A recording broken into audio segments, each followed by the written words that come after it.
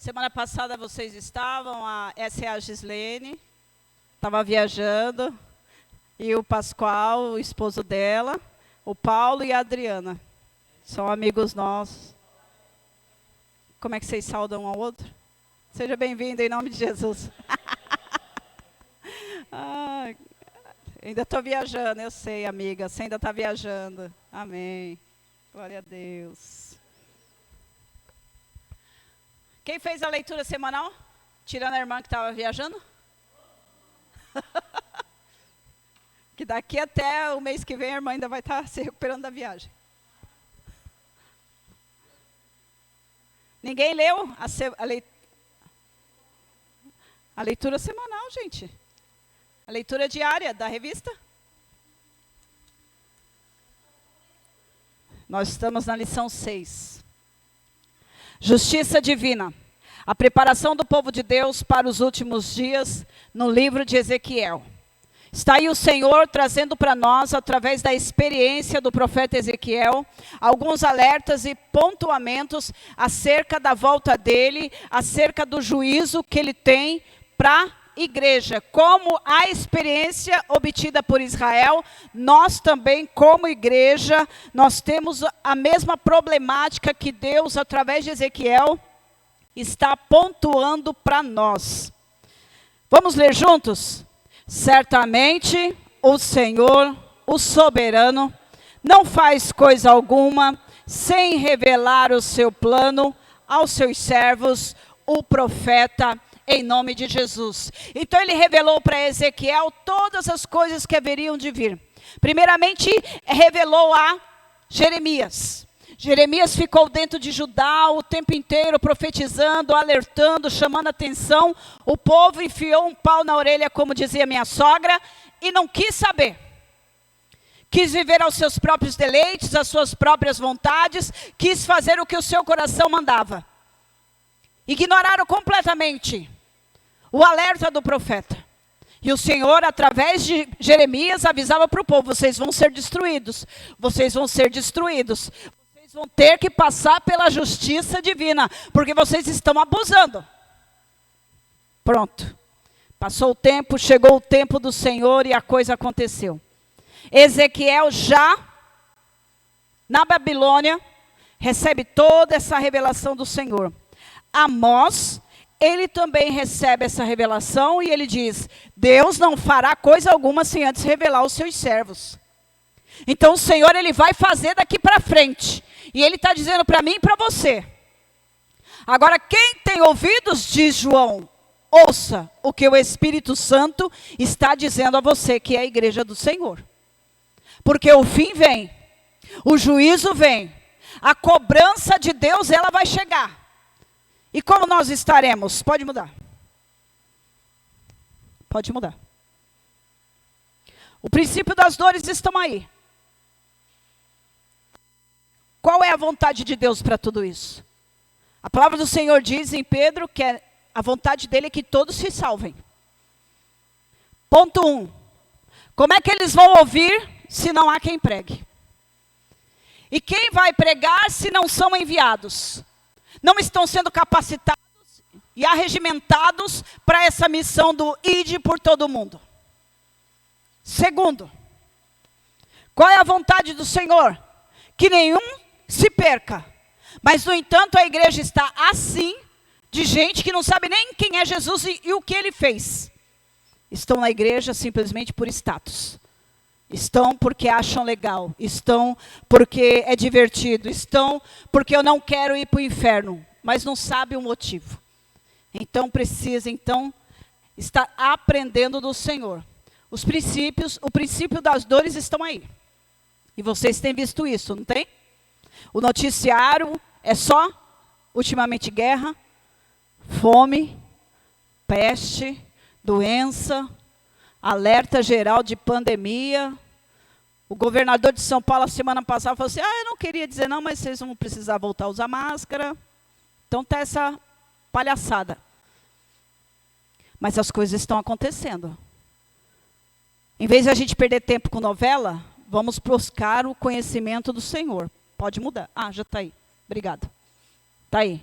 Fome, doença, destruição. Princípios das dores estão aí. Terremotos, maremotos, pode mudar. Os sinais da volta do Senhor, ela está aí. Guerra, violência, a poluição, os desastres. A palavra de Deus fala em Daniel que a ciência se multiplicaria. E a ciência está se multiplicando. Pode mudar. Por isso que nós estamos aqui hoje, falando sobre a justiça de Deus. Pode mudar. Vamos ler juntos? Com puro te mostrarás puro, e com o perverso te mostrarás indomável. Salmo 18, 26, aí que pode mudar. A verdade para nós hoje, termos consciência, se tudo que eu disser aqui você esquecer, lembre-se disso. Os agentes do juízo divino revelam que a responsabilidade humana é pessoal. Aqui ninguém vai para o céu porque o marido ou a mulher é santa. Cada um vai ter que assumir a sua responsabilidade diante de Deus. A Bíblia diz que um há de ficar e o outro há de ir. A Bíblia diz que muitos são chamados e poucos escolhidos. Quantas vezes dentro de um contexto de casamento, a mulher ou o marido, independente de quem seja, é joio e o outro é trigo. Porque só o Senhor sonda o coração e sabe quem é quem. Então, dessa forma, a gente entende que a responsabilidade é individual. Pode mudar. Vamos ler o texto? Vamos lá. Veio ainda a mim a palavra do Senhor dizendo... Pode ler. Filho...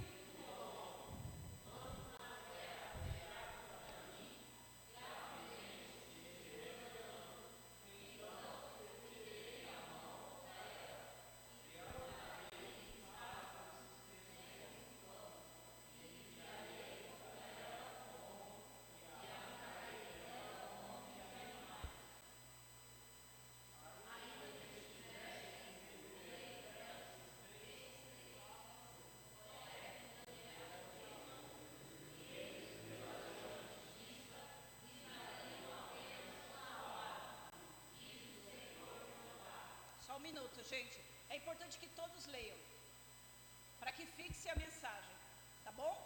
Vamos lá, segue, 15.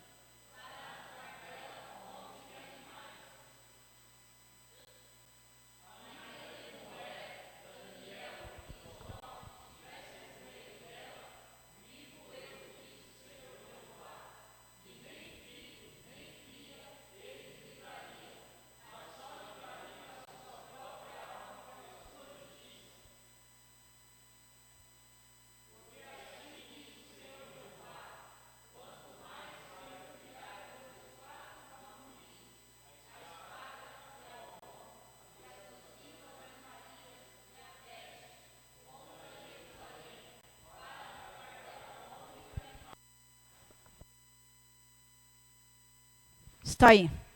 O Senhor, Ele trazendo a sentença. Em todo o tempo você vê, assim diz o Senhor Jeová. Assim como vive o Senhor. A palavra dEle é desta maneira, verdadeira e fiel. Passará o céu e a terra, mas a palavra do Senhor não vai passar. E é interessante você se ater no que nós vamos escutar e aprender aqui nesta noite, para você entender o que está por vir, porque, como disse o Senhor, através de Oséias, que Ele não faria coisa alguma sem antes avisar para os seus servos. E o Senhor está avisando para mim e para você nesta noite, o que há de vir e virá. Porque Ele tem que cumprir a palavra dEle. Ele vela em cumprir a palavra dEle. Se Ele não poupou Jesus para cumprir a palavra dEle, o que está por vir então? Então nós temos que entender que o Senhor é fiel e verdadeiro. Presta atenção, Deus é fiel e verdadeiro. Ele vai fazer o que Ele disse que vai fazer. E Israel, a nação de Israel, é só um vislumbre do que está acontecendo com a igreja hoje. A podridão que a nação de Israel viveu é a mesma podridão que a igreja de Jesus está vivendo hoje. Então você pensa, ouça, analise, para que você entenda o que Deus quer de você. Escape. Porque Deus te deu uma mente pensante, analítica, crítica. Escape da condenação. Porque o Senhor, Ele falou o que lá no texto, no começo o versículo do texto áureo. Com o puro, Ele se mostrará puro, mas com o perverso ele se mostrará indomável. Então, diante dessa situação, o que você entende e ouve? De que o Senhor, Ele vai dar a cada um conforme a sua porção. Ele diz, quem é justo, Ele não tomará por culpado. E quem é culpado, Ele não tomará por inocente. Cada um vai tomar a sua medida. Para a gente entender o que Ezequiel estava falando aí, ele estava falando sobre uma cidade, sobre um povo, sobre uma terra. E ele diz, filho do homem, versículo 13, quando uma terra pecar contra mim. Parece uma coisa muito indefinida, mas na verdade não é. A primeiro momento ele está trazendo um conteúdo mais figurado, num sentido mais amplo. E depois ele fecha o foco da profecia e diz, Israel está desta forma. Então quando Israel peca contra mim, eu tenho que tomar atitude. Por quê? A Bíblia diz que o salário do pecado é a morte. E não tem como, irmãos, dentro dessa teologia da hipergraça que está sendo pregada nas igrejas, essa teologia da hipergraça onde Deus é amor e no fim vai dar tudo certo, irmãos, isso não é filme de Hollywood, não. Aquela alma que pecar, esta morrerá, diz o Senhor. Então essa história de dizer de que Deus é só amor, irmãos, o amor também é justo. E quem ama corrige, diz o Senhor. Então essa conversa de hipergraça, de tudo certo, de tudo vai funcionar no final, que Ele é amor, Ele não vai deixar ninguém se perder. No fim, Deus vai olhar para você e vai dizer, não, eu tenho dó dele, eu vou salvar ele também. Não, irmãos. A alma que pecar esta, morrerá. Pode mudar para mim. Porque senão ele não seria justiça. Está aqui você na terra, sofrendo, pagando preço para poder ser um cristão autêntico, justo e fiel ao Senhor. Porque antes de tudo você não tem que ser crente para mostrar para ninguém, mas você tem que ser crente porque você é fiel àquele que é fiel a você antes de você nascer. Então, se você está diante do Senhor, buscando ter uma vida santa, separada, consagrada, piedosa, chegar no fim, todo mundo que estava com você lá na bagunça, vai se salvar também? Que Deus é esse? Seria totalmente antagônico, dentro do contexto bíblico que a gente está convivendo, dentro da palavra que a gente tem ouvido dia após dia. Eu digo que Deus é justo e no final Ele vai ter piedade vai levar para o céu também um pecador que não se arrependeu? Vai contra a palavra dele. E uma coisa que ele não é mentiroso. O diabo é o pai da mentira. E este é mentiroso antes da fundação do mundo. Agora, Deus não. Ele é verdadeiro. E uma das partes que alicerça o trono, a soberania de Deus, é a sua justiça. Ele reina e rege a história humana com seu cedro de justiça. Olha aí, na justiça divina, não existe punição. Vocês concordam com isso? Não existe punição. Mas, pastora, você está acabando de dizer que as pessoas vão passar por condenação? Isso não é uma punição? Partindo do princípio de Gálatas capítulo 6, versículo 20. Aliás, Gálatas capítulo 6, do verso 7 e 8. De que Deus ninguém zomba, mas aquele que planta, este vai colher?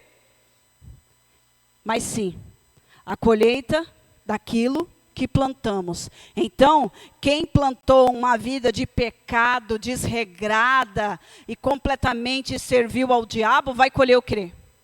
Condenação. Agora, quem plantou piedade, santidade, misericórdia, fidelidade a Deus, vai colher o quê? Salvação. Glória a Deus por isso. Então, na justiça divina, cada um vai receber a sua porção. Agora a palavra de Deus diz em 1 Coríntios capítulo 11 que o homem deve se examinar. Eu não posso julgar nenhum de vocês, porque na medida em que eu julgo, eu vou ser julgada. Porque eu não tenho parâmetro de justiça. Eu não sou uma pessoa boa. Nossa, não é, não. Bom é só Deus. Porque a palavra bom no grego é parâmetro, aferição de caráter perfeito. E só existe um que tem um caráter perfeito. É Jesus. Amém? É o Pai. Toma água, irmão, que sara. Então, diante dessa situação, o que a gente entende? Que tudo que o homem planta, ele vai colher. Olha para nós, irmãos. Nós vamos viver de churrasco, picanha gordurosa e cervejinha. O que nós vamos colher? Barriga e infarto. Pressão alta. Concordam comigo? Nós vamos viver de doce, de açúcar. Comer doce, comer doce, comer doce, comer doce. O que a gente vai ganhar? Alguém forçou a gente a comer doce? Alguém enfiou a diabetes dentro da gente? Não, foi a gente mesmo, com a própria mão, com a própria força, com a própria vontade, com o descontrole. Todo dia, enche a barriga. Aí depois, em vez de fazer um exercício, uma atividade física, colocar o corpo para poder andar um pouquinho, vai dormir. Olha que glória. Isso é bênção. Coisa ruim é descansar o corpo para fazer a digestão, né? Eu vivo brigando com meu marido de manhã, à tarde e à noite, 7 dias por semana, 31 dias por mês, e depois no final eu quero presente de Natal, eu vou ganhar o quê? Banana, diz meu marido, né? Porque tudo que eu planto eu vou.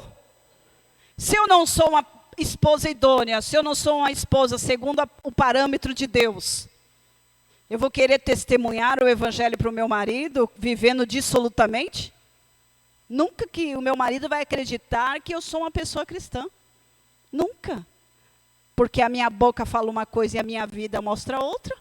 E nós falávamos ontem lá na célula o que? Sobre influência. Haver coerência no que falamos e no que vivemos.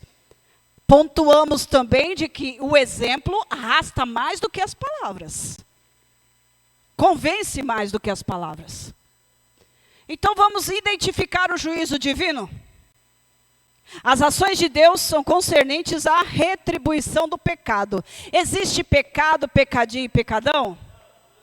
Tem certeza? Porque um adúltero recebe uma exclusão da igreja e a irmã com a língua grande não é excluída da igreja? se o pecado não tem tamanho? Do mesmo jeito que a irmã da língua grande, fofoqueira e mentirosa, foi perdoada pelas desavenças e contendas que causou dentro da igreja, o irmão adúltero também não devia ser perdoado e estar inserido no contexto do corpo de Cristo de novo? Então, obviamente que um pecado é tratado numa dimensão e outro pecado é tratado de outra forma, mas nenhum dos dois, dentro dessa questão, deve ser jogada para fora da igreja. É isso que eu estou falando.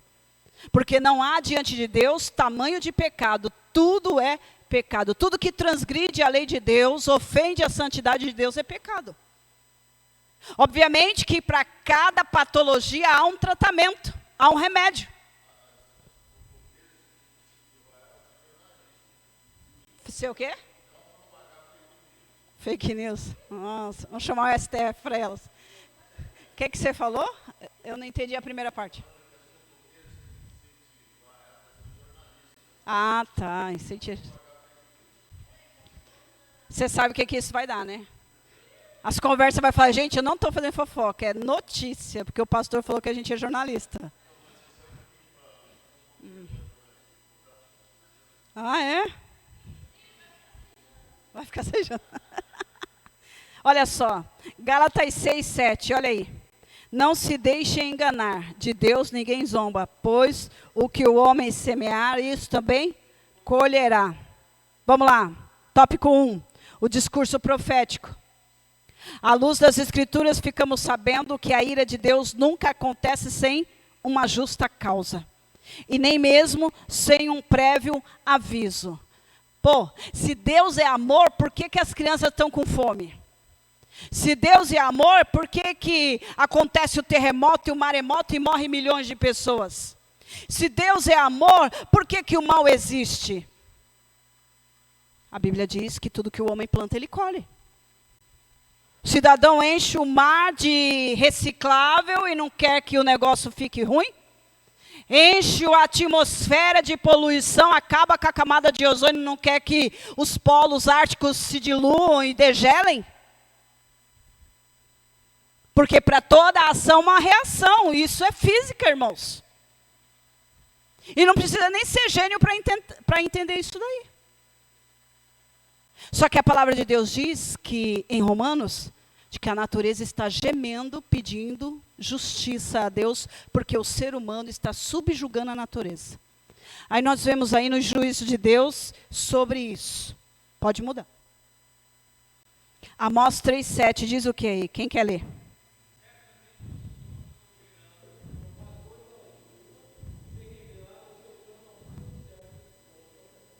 Lê mais alto.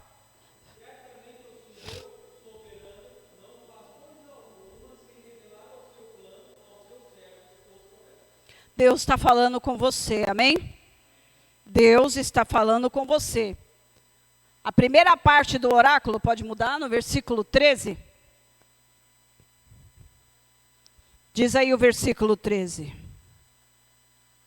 Filho do homem, quando uma terra pecar contra mim, gravemente se rebelando, então estenderei a mão contra ela. A mão do Senhor se estende contra a nação. Quando a terra pecar contra o Senhor. Isso pode se aplicar a qualquer povo e a qualquer época. Pode mudar. Descrição dos agentes do juízo divino. Pode mudar. Quem pode ler aí, por favor?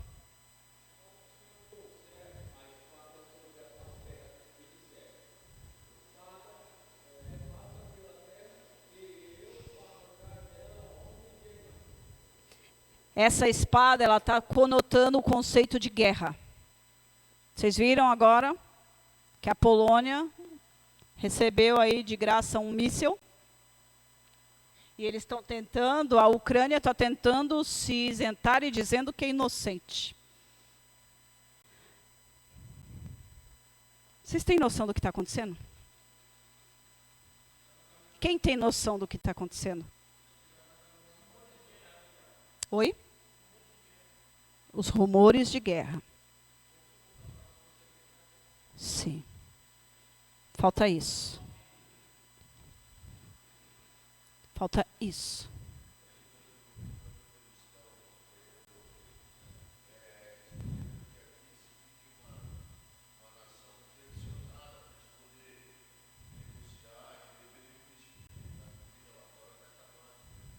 Então. A Rússia fechou o gás da Alemanha. E agora eles entram para o inverno rigoroso, de gelo mesmo. Não é esse inverno que a gente reclama aqui, não. Então a Rússia, o gás que a Alemanha usava, acabou. A França também passou 40 dias nos últimos 2 meses queimando todo o resto de floresta que eles tinham. Queimou. Acabou. A população da Alemanha partiu lá para a sua floresta que ainda existia e começaram a tirar o madeiramento para poder armazenar, para poder passar pelo inverno rigoroso, porque eles não têm mais o gás. A Europa está completamente, irmãos, desabastecida de comida. O presidente português veio ano passado no Brasil pedir, pelo amor de Deus, para que vendessem comida em caráter de emergência, porque Portugal estava completamente sem comida. E aí eu posso fazer uma lista de ocorrências para vocês.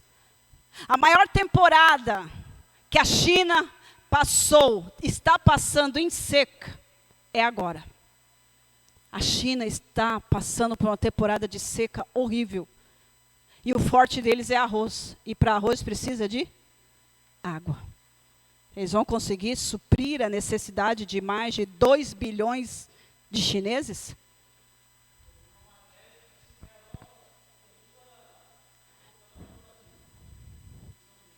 Sim. Porque assim, dentro do contexto comunista, eles podem vir aqui, tomar tudo na mão grande, levar embora, e aí o povo brasileiro é que vai passar necessidade.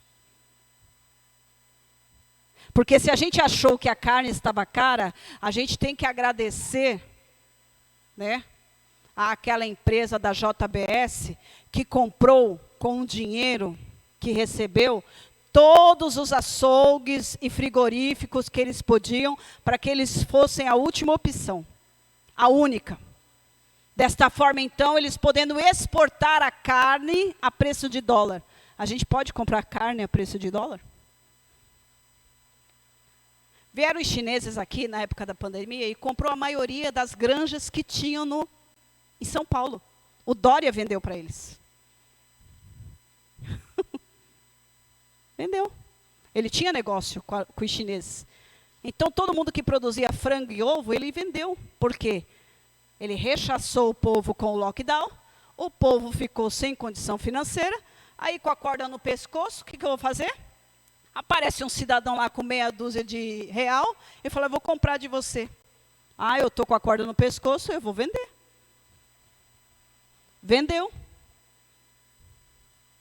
A nossa água, nossa Sabesp Véia de Guerra, é da China agora. Tá bom? O Dória deu para eles a concessão de usar a nossa água por mais de 30 anos.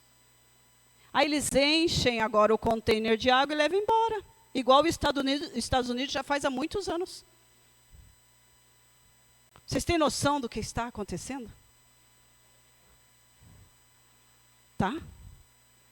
E o Putin, ele quer a Ucrânia, porque pela Ucrânia, ele tem que entrar pela Ucrânia para poder entrar em Israel, porque eles querem Israel. A Bíblia diz que o rio Eufrates, aí mesmo Ezequiel está dizendo, de que o exército vermelho vai atravessar o rio Eufrates e invadir Israel. O exército vermelho, para que vocês saibam, é o exército chinês. E eles estão se preparando, porque a China, o governo chinês, já mandou, né, a Rússia já avisou para o governo chinês que é para tirar o seu povo que está na Rússia, na Ucrânia, e trazer de volta para a China. Quer dizer, porque eles vão acabar com tudo para lá. Eles estão querendo arremessar lá uma bomba atômica. Vocês têm noção do que está acontecendo? Jesus está avisando para você, põe sua vida no altar, põe sua vida no prumo, Cuida. Guarda o que você tem, para que ninguém tome a coroa da salvação que Ele deu para você. Irmãos, daqui para frente, a nova ordem mundial vai ser estabelecida. O governo do anticristo, ele vai se assentar. O terceiro templo de Israel já está praticamente pronto, só falta negociar a construção dele. Ah, mas eu não entendo nada disso do que você está falando. Eu vou explicar em miúdos. O anticristo, ele está aí. E ele vai governar. E para ele entrar em cena é necessário que haja um alvoroço muito grande para que ele diga paz. E Jesus falou, quando você ouvir paz, é porque é o fim. Tá certo? Porque então o anticristo vai instituir uma única religião. Se preparem. Prepara, porque o crente vai ser perseguido. E eu sei que tem muito crente que vai abrir o bico e vai dizer, não, eu quero a marca da besta porque eu preciso comer, beber e dormir. Mas vai ter. Porque não está alicerçado. Hoje é o tempo de buscar. Mas não está buscando, não está se alicerçando. Está preocupado com o Natal. Irmãos, não sabe nem se vai ter Natal. E crente não devia nem estar se preocupando com o Natal, porque Jesus não nasceu no dia 25 de dezembro. Irmãos, cuidado. Vai vir a perseguição. Vai vir, já está aí a fome está pelo mundo, e para chegar aqui não custa, porque para sustentar o mundo, irmãos, tem que tirar da nossa boca. Aí o arroz que chega lá na gôndola, se a gente acha que o arroz que está na gôndola está caro, lembra naquela época que a Dilma mandou lá para fora aquele monte de feijão e a gente teve que pagar a preço de ouro o feijão no Brasil? É isso que vai acontecer. A Bíblia diz, irmãos, que a gente vai ter dinheiro, mas não vai ter comida para comprar. É isso que Jesus está falando para nós através dessa palavra. Ele vai trazer a guerra, é sentença, é juízo. Quem está na presença de Deus vai ser poupado, mas quem não está vai passar pela condenação. Por isso que eu não acredito no arrebatamento no meio da grande tribulação, e eu não acredito no arrebatamento no fim da grande tribulação. Eu não acredito. Porque eu tenho consciência de que a grande tribulação é para Israel e para todo aquele que um dia disse que era cristão e abandonou a fé, se apostatando, desviando da presença de Deus. Eu não acredito que a justiça de Deus impetre sobre a vida do homem piedoso, da mulher piedosa, uma condenação dessa proporção. Irmãos, os meteoros cairão do céu. Haverão muito mais maremotos e terremotos, tsunamis que a gente possa imaginar. A terra está revolta, irmãos. A terra está revoltada. Vocês já notaram que o que você plantava antes do Natal já não está colhendo tanto quanto agora? A terra está seca, está desnutrida, ela está se negando, porque o Senhor falou que... Nós vamos ver isso aqui, vamos lá. Muda para mim. O versículo 21, porque assim diz o Senhor Jeová, quanto mais eu enviar os meus 4 maus juízos, espada, que é guerra, a fome, porque depois da guerra tudo destrói, não sobra nada, né? Então vem a fome. As nocivas alimárias, que são animais ferozes, e a peste. Quanta doença já está para vir por aí? Então, contra Jerusalém, para arrancar os homens dela e os animais. Pode mudar. E Javé quem manda as chuvas e fertiliza a terra e os campos. Para de reclamar da chuva quando você vê a chuva, porque quem está mandando a chuva é Deus. Então, quando nós reclamamos da chuva, nós dizemos assim, Deus não está fazendo a obra perfeita. A obra de Deus não é perfeita, está me atrapalhando a vida. Ah, veio o sol, para de reclamar que está sol. Na verdade, não cabe para o cristão, lavado e remido pelo sangue de Jesus, cheio do Espírito Santo, uma vida de reclamação. Não coincide, não fica legal, não combina. Porque a Bíblia diz que eu e você temos que dar graças por tudo. Nós vemos esses textos aí, Jeremias 5, 24, Jeremias 14, 22, Deuteronômio 32, 2, Amós 4, versículos 7 e 8. Nós vamos lê-los agora. Jeremias 5, 24. Não dizem no seu íntimo, temamos o Senhor, o nosso Deus, aquele que dá as chuvas do outono e da primavera no tempo certo. O tempo está certo? As estações estão certas, coerentes? Olha o que está acontecendo. E assegura-nos as semanas certas da colheita. Próximo texto. Obrigada. Entre os ídolos inúteis das nações, existe algum que possa trazer chuva? Tem alguma tecnologia que possa produzir a chuva natural como ela é? Então. Podem os céus por si mesmos produzir chuvas copiosas? Somente tu o podes, Senhor, nosso Deus. Portanto, a nossa esperança está em ti, pois tu fazes todas estas coisas. Olha, Deus permite que o diabo faça essas maravilhas para enganar até os que são escolhidos. Deus permite isso porque quando Deus está para mandar um juízo, a primeira coisa que acontece é o diabo endurecer o coração das pessoas para que elas não absorvam aquela palavra e se arrependam e chegam à salvação. Vocês estão entendendo o que acontece? Pode mudar. Que o meu ensino caia como chuva e as minhas palavras desçam como orvalho, como chuva branda sobre o pasto novo, como garoa sobre as tenras plantas. Pode mudar. Também fui eu que retive a chuva quando ainda faltava 3 meses para a colheita. Olha o que Deus fala em Amós. Faltava 3 meses para a colheita, tinha que chover e eu retive a chuva, para que não haja colheita.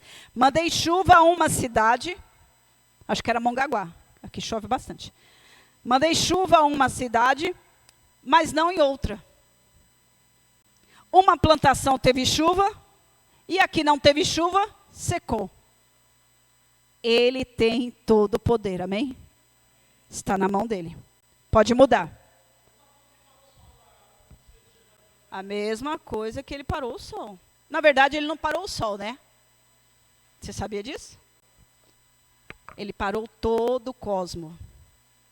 Porque é como uma engrenagem. Se ele parar só uma peça da engrenagem, tudo ia encalacrar, amontoar uma coisa em cima da outra e ia acontecer um caos. Então, quando a Bíblia fala que parou o sol, é o sol. Mas se a gente for analisar no âmbito geral, ele parou o sol, a lua, as estrelas, o tempo, ele parou tudo. O sistema todo. Toda a Via Láctea. Ele parou todo o universo. Porque por você, ele não só para o universo, mas ele entrega o próprio Filho para que você seja salvo. Ele te amou de tal maneira que ele entregou o Filho dele. Pode mudar. Então, ao invés, olha só, gente. Pensa você, se coloca no lugar de Deus. Você faz um bem para a pessoa, você faz o bem. Aí a pessoa vai lá e é ingrata. Como é que você se sente? Deus abençoa o povo, Deus abençoa o povo, Deus abençoa o povo. Eles vão lá e se ajoelham diante de um pau e diz que foi aquilo que os abençoou. Não era para deixar Deus irado? Sim. Aí Deus vem para a igreja e envia Jesus, gente. Cristo vem, morre, é sepultado, ressuscita, entrega para mim, para você dons, ministérios, nos ama, cuida de nós, deu a própria vida por nós, e a gente vai lá e canta a música que agrada o coração, massageia o ego, acalenta os nossos pecados, para a gente não ficar com a consciência pesada. A gente pega tudo que Jesus fez na cruz, amassa e joga no lixo. A gente está fazendo a mesma coisa. Quando a gente nega a nossa fidelidade àquele que nos salvou. Ao invés de agradecer a Deus, eles agradecem as abençoadas colheitas a Baal. Pode mudar. Ele não reconheceu que fui eu, ela, Israel, não reconheceu que fui eu quem lhe deu o trigo, o vinho, o azeite, quem abriu o ouro, quem cobriu de ouro e de prata, que eles usaram tudo, as bênçãos que Deus deu, usou para Baal.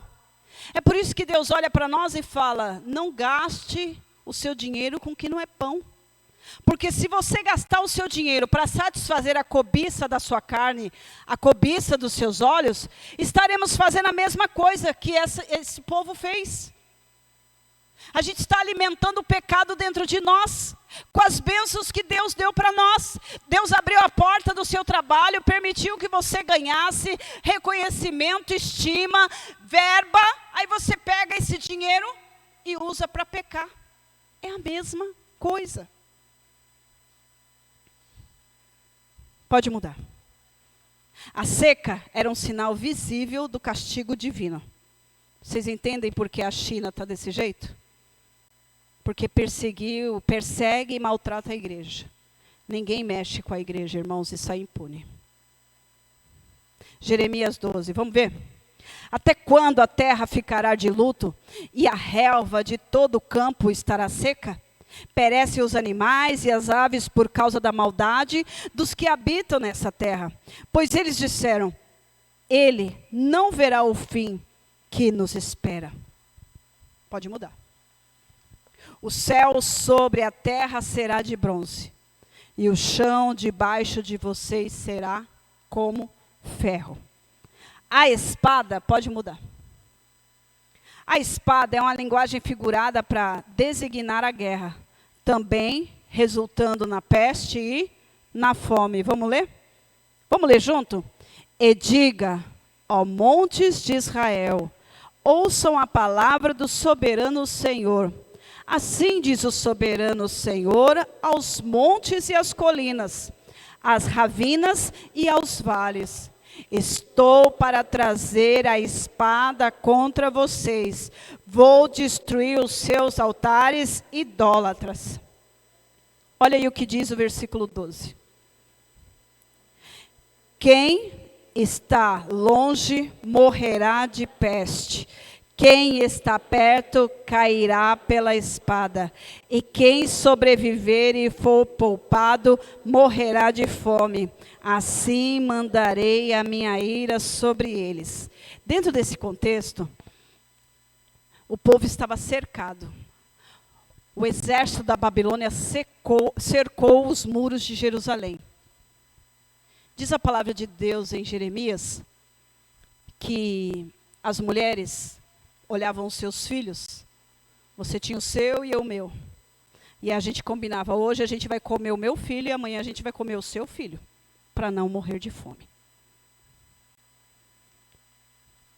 É isso que o Senhor está falando. Quem tentou escapar, morreu pela peste. Quem ficou, morreu pela espada, porque Nabucodonosor entrou em Jerusalém. Primeiro ele minou, não deixou entrar nada. Então minou o povo e o povo foi perecendo com fome. E quem sobrou depois morreu à espada. Nabucodonosor matou todo mundo. E quem ficou, porque ficou os velhos, os aleijados, ficou os pobres, os miseráveis. Quem ficou morreu de fome, porque toda a plantação, toda a agricultura deles foi destruída. O seu ouro, a sua prata foram saqueadas e levadas para a Babilônia. Vocês estão entendendo? Vocês entendem por que o Senhor permitiu, e eu acredito nisso, permitiu que nós chegássemos a esse patamar que nós estamos hoje?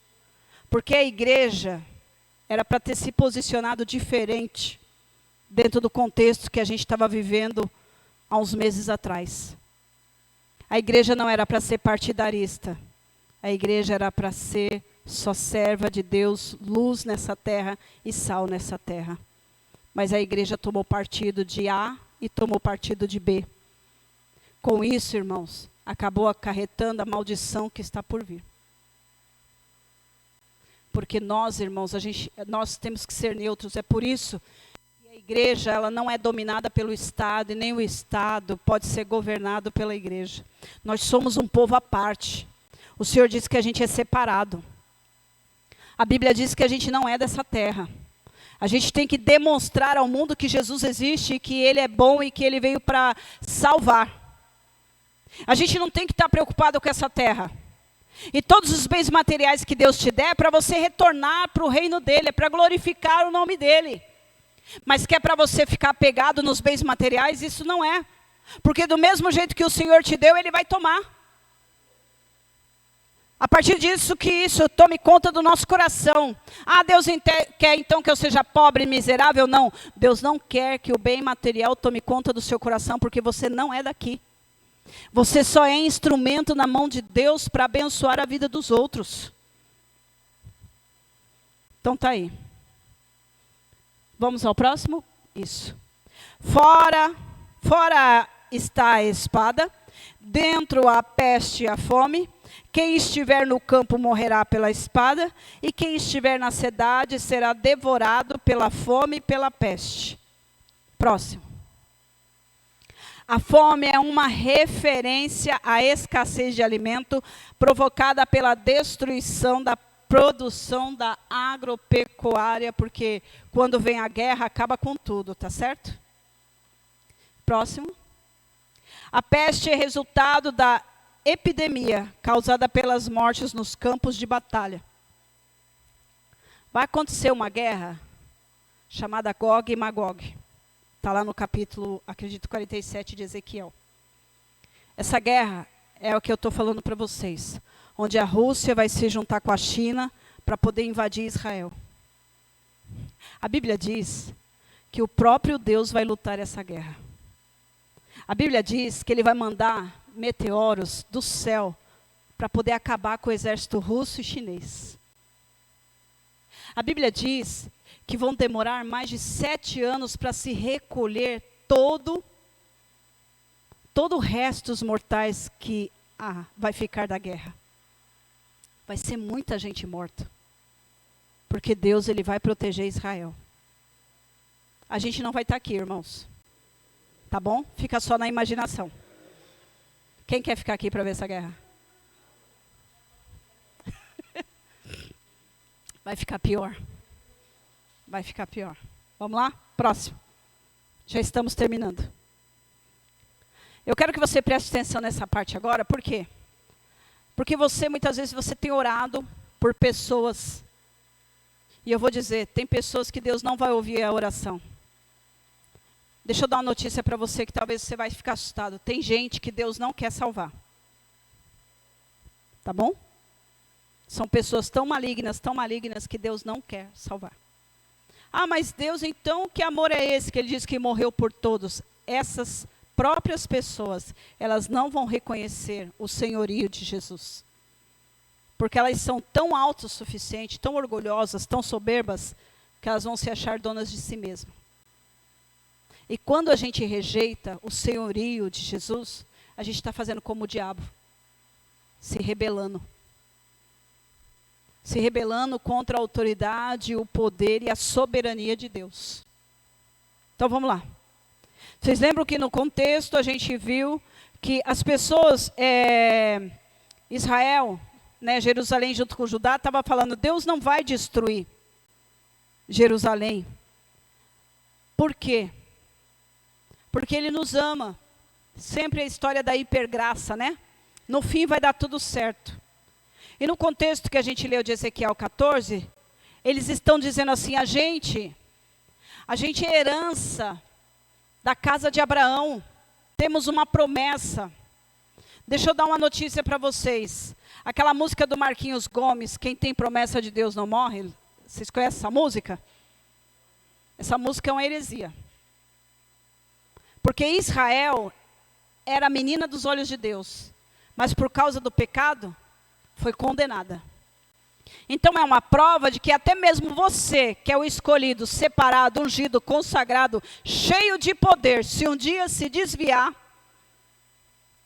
e não precisa ser aquele desvio que fica na cara para todo mundo ver, não. É só você receber o aplauso das pessoas e dizer, eu mereço. Aqui dentro, bem aqui dentro, ninguém vai ver.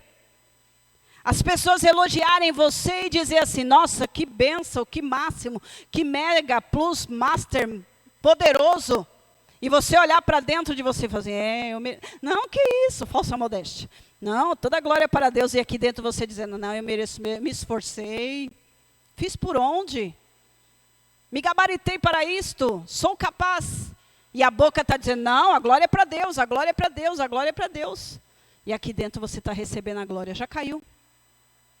Porque antes que alguém venha te elogiar, você ouça a voz de alguém te elogiando, o diabo já cochichou no seu ouvido. E plantou a semente da vaidade. Então, sobre a petição que Deus não atende. Porque aí no texto está dizendo, olha, nós somos promessa de Abraão. O Senhor falou que se tivesse Jó, Daniel, né? Quem mais aqui? Samuel, é isso? Noé, Daniel e Jó, o Senhor não vai destruir. E Deus está falando, eu tiro os justos e destruo todo mundo. Por isso que eu acredito no arrebatamento. Porque quem tiver com a vida no altar vai ser arrebatado e depois fica aqui quem quiser. Tá bom? Orações intercessórias de justos que Deus não atende. Por que Deus não ouve a minha oração? Você pode se perguntar. Pode? Obrigada. Essa menina é tão esperta. Que orgulho. Exemplos de intercessão pelo pecador. Deus aceitou poupar as cidades de Sodoma e Gomorra, atendendo a oração intercessória de Abraão. Olha o que Deus disse para Abraão. Se houvesse, hipoteticamente, que eu sei que não existe, né? Se houvesse pelo menos 10 justos, eu não vou destruir a cidade. Porque Abraão já estava lá, Senhor, se tivesse tanto, se tivesse mais um pouco. E Deus falou, se houvesse, eu não destruiria. Mas como eu sei que não tem, eu tiro Ló com a família e executo a sentença. Do mesmo jeito que aconteceu com Noé. Tiro Noé com a família e executo o juízo. Isso não é prova por A mais B que Deus tira a igreja no arrebatamento e executa o juízo sobre a face da terra? E detalhe, agora eu quero ver quem é que está ligado. Detalhe, em Jó e em Ló, aliás, em Noé, vocês nem me corrigiram, tá vendo? Estão dormindo. Em Noé e em Ló, a família foi junto.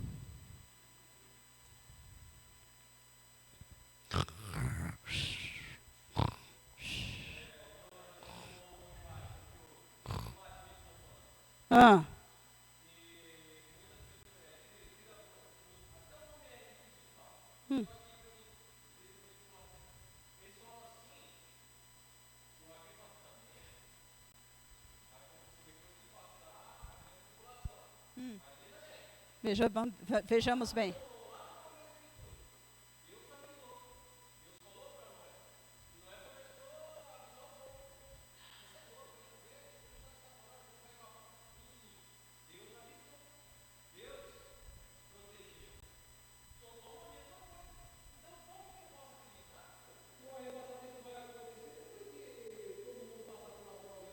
Mas vocês ainda não pescaram, você está certo nisso que você está falando.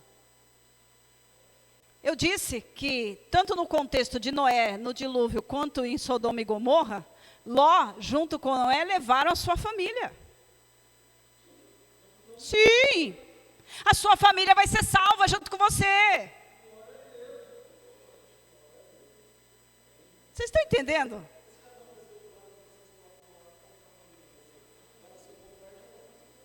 Mas você não está orando pela sua família? Você não está orando pelos seus irmãos? É isso que a gente vai ver agora. Não, mas é que tá. É isso que eu estou falando. Se o Senhor ele sabe. Fala.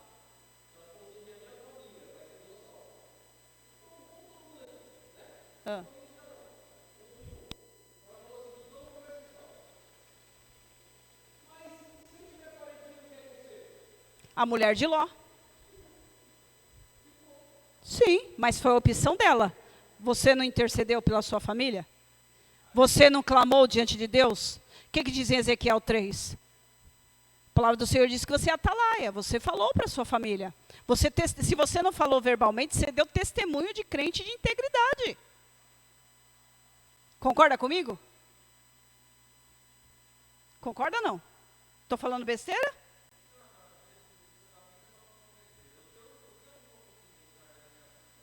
Fala. Todo mundo.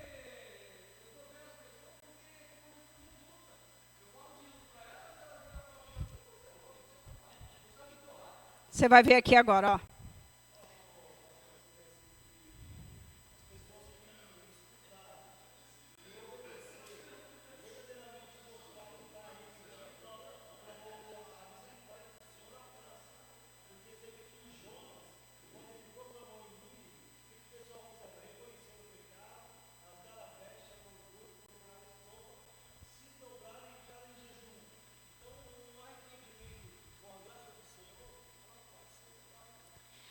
Olha o que o Pascoal está falando. Sem arrependimento não tem salvação. Mas concorda que houve necessidade de pregação? Tem uma trilogia aí acontecendo. Pregação, proclamação da verdade, arrependimento e salvação. É o que o Senhor fala em Romanos, você está certinho. Como é que eles vão saber se não há quem pregue? É por isso que o Senhor chega para Isaías e fala, a quem há de ir por nós? Deus olha para Isaías e fala, quem vai dizer essas verdades benéficas de salvação, de evangelho? A quem enviarei? A quem há de ir por nós? E então a palavra de Deus fala em Romanos de que é necessário que vão, mas para ir é necessário que alguém envie. É necessário que nós aqui dentro estejamos antenados, preparados, queiramos realmente estar prontos para essa guerra que está aí fora, porque muita gente saiu aí na intenção de pregar o evangelho e foi bombardeado pelo diabo. O diabo está aí fora. Você acha que o diabo quer largar a alma à toa? Facinho, molinha. Ah, você veio buscar aqui, você está falando do que morreu lá na cruz? Ah, então tá, pode levar, eu sou bonzinho, eu vou deixar. De jeito nenhum. É guerra. Você está lutando a favor de salvação de uma alma. E você acha que o diabo vai deixar sair das garras dele facinho? Molinho? De jeito nenhum. Voltando aqui. Então Abraão disse ainda, não te ires, Senhor, mas permita-me falar só mais uma vez.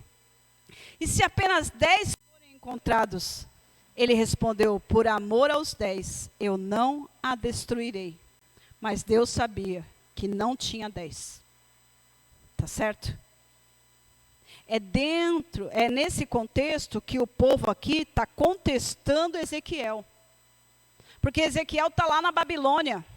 E está dizendo, Deus vai destruir Jerusalém. E eles estão dizendo, Deus não vai destruir porque Deus é justo. Abraão orou e pediu, intercedeu por Ló e Deus não destruiu. Aliás, Deus destruiu. Mas Deus ouviu a oração dele e salvou Ló. A mesma coisa com Moisés. E onde tiver mais justos? Irmãos, no dia em que Jerusalém foi invadida e totalmente destruída, Deus falou assim para Ezequiel, sua mulher, eu vou tirar sua mulher de você, eu vou matar sua mulher. Para que você saiba que a dor que eu estou sentindo hoje é a mesma dor que você vai sentir do luto da sua esposa. Porque a minha noiva nesse dia vai ser morta. A minha esposa Israel está sendo morta pelo inimigo, porque ela preferiu adulterar, ela preferiu se prostituir a ser fiel a mim. E Israel estava sendo morta com a invasão de Nabucodonosor. E Deus olhou para Ezequiel e falou assim, não chore o luto, só sinta a dor. Qual é a dor de um luto, irmãos? Você já deve ter perdido alguém importante na sua vida. Exemplos de intercessão pelo pecador. Marlon, para haver salvação de almas, é necessário intercessão antes, para que o Espírito Santo vá primeiro. Depois é você que vai com a palavra. O Espírito Santo vai primeiro e vai arar a terra do coração da pessoa. O Espírito Santo vai primeiro e vai libertar as algemas do inferno da alma daquela pessoa. Então ela estará apta a ouvir a semente de salvação. É por isso que o evangelismo da igreja hoje não é eficaz. Porque a primeira ordem de Jesus é, fique em Jerusalém até que do alto você seja revestido de poder. É necessário o poder do Espírito Santo para haver conversões de almas. E a igreja está errada no contexto contemporâneo, atual, de que está indo sem o poder do Espírito Santo. Não tem autoridade espiritual contra o inferno, contra as hostes do inferno, não tem. Jesus fala à igreja, as portas do inferno não prevalecem contra a igreja. Eu já disse isso e repito. Nós imaginamos nesse texto de que a igreja é uma igreja ilhada, cheia de muros e protegidas, e o inferno está tentando entrar. Não, quando Jesus fala esse texto, quando Jesus declara isso, esse texto está dizendo que a igreja é triunfante, militante, e ela vai marchando contra o inferno. E ali, através daquela força, daquele ímpeto, vem e derruba os poderes, os portões do inferno para resgatar as almas. É a igreja que é ativa. Não é o inferno que vem contra a igreja. É a igreja que vai contra o inferno. Bom, troca aí para mim. Moisés, porém, suplicou ao Senhor, o seu Deus, clamando. Que oração, por favor? Clamando, ó Senhor, por que se acenderia a tua ira contra o seu povo, que tiraste do Egito com poder e mão forte?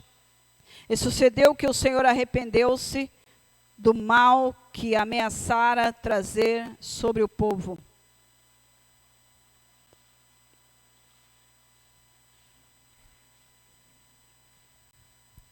Vai lá para mim no tópico 1, Lige, onde tem um bezerrinho.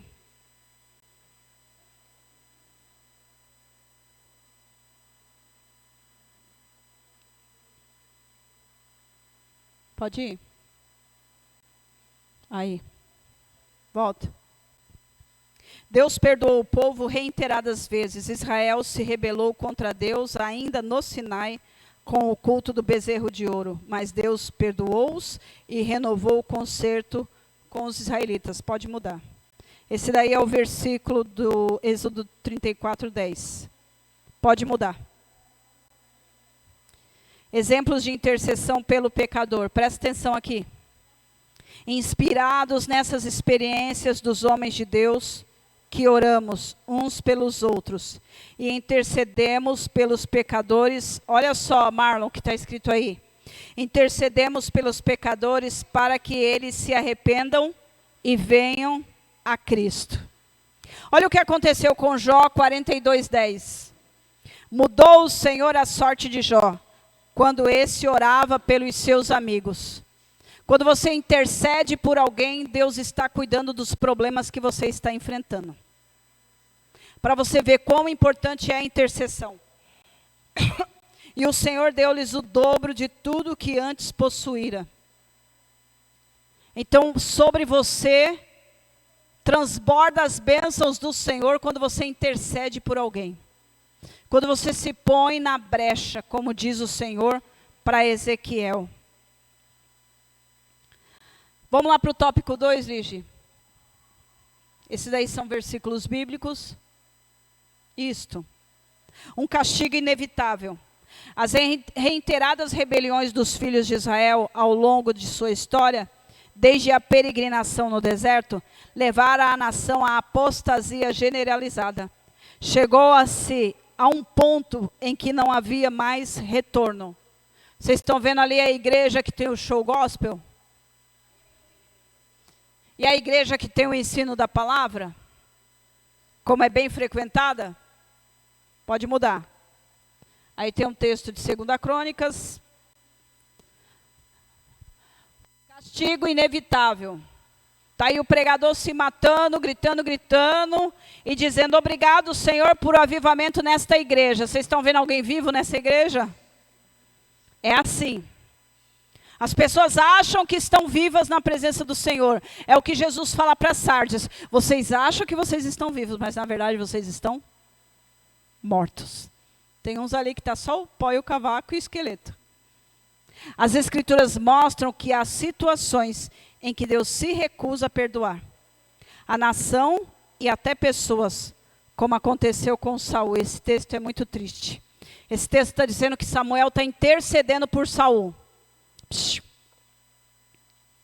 Esse texto diz que Samuel está intercedendo por Saul. E Deus fala para ele, não intercede mais. Eu rejeitei Saul. Coisa horrorosa, irmãos, é ser rejeitado por Deus. Não tem mais jeito, pode mudar. O profeta Jeremias intercedeu pelo povo, mas Deus endureceu sua resposta ao profeta. Presta atenção, Jeremias está orando por Judá e Jerusalém, e Deus endurece a resposta, afirmando que nem mesmo Moisés e Samuel teriam sido atendidos se orassem por Judá. Olha o que Jeremias sofreu na mão do povo, e ainda estava intercedendo pelo povo. Você por muito menos deixou de orar por aqueles que te perseguem. Deus havia lhe mostrado que ele sofreria, capítulo 1 de Jeremias, versículo 19. Por isso que Deus não deixou Jeremias casar, porque junto dele ia sofrer a família se ele casasse. Então Deus não permitiu que ele casasse, porque o sofrimento que Jeremias ia passar era muito grande. É como Deus olha para Ananias e fala assim, ó, vai lá na rua direita e ora por Saulo, porque aquele é um vaso escolhido por mim para sofrer pela causa do meu evangelho. Você serviria Jesus sabendo que você ia sofrer por Jesus? Será que José ia aguentar tudo que ele aguentou se ele soubesse o sofrimento que ele ia passar? Capítulo 20, versículo 2 de Jeremias, diz que Jeremias foi espancado e colocado no tronco. No capítulo 32 diz que ele foi aprisionado pelo rei. No capítulo 37 diz que ele foi espancado e preso em uma cela subterrânea. E no capítulo 38 diz que ele foi colocado na fossa do palácio. Amarrado e imergido lá nos depósitos de número 2 do palácio. Você tem fôlego para servir a Deus nesse jeito? Você aguentaria esse tipo de perseguição? Você acha que a sua vida está difícil? Presta atenção no que eu vou falar para você. Se você é fiel e verdadeiro, vão perseguir e maltratar você. Porque perseguiram e maltrataram Jesus. Agora, se o mundo tem amizade com você, é sinal que você está muito longe de Deus. Pensa nisso. Vamos terminar?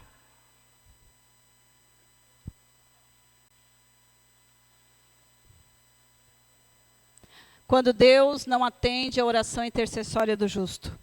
A Bíblia ensina que a oração é feita por um justo, pode muito em seus efeitos. Saúde. Mas quando o pecado ultrapassa, Deus te cria. Ultrapassa todos os limites, Deus não atende às orações. Pode mudar. Pode mudar? Isto. Há pecados para a morte na linguagem de João, em 1 João capítulo 5, versículo 16. E este pecado é a apostasia. Apostasia total, tanto individual quanto coletiva, que se aparta da fé e abjura do seu Deus. Pode mudar aí. Isso. Isso que eu estou passando são os versículos, e eu já estou no fim. Isso é diferente do pecador que se arrepende, como disse o nosso irmão Pascoal, quando ouve a pregação e se arrepende. Agora tem gente que está dentro da igreja, de corpo, mas o coração está lá fora. Apostasia significa afastamento, abandono premeditado da consciência da fé cristã. Apostasia, presta atenção.